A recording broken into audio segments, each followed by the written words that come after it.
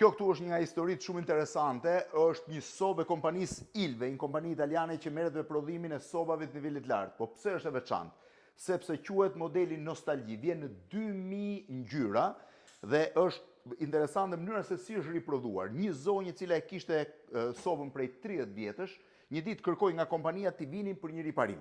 Pronari i kompanisë, befasuar nga vjetërsia e madhe e përdorimit të sobës, shkoi vetë dhe pa që soba ishte perfekte dhe kishte vetëm një problem me gominën. Atëherë kërkoi zonjës që t'i sillte sobë të re komplet dhe jo vetëm gominën për ta falenderuar për mënyrën se si e kishte trajtuar dhe e kishte ruajtur sobën.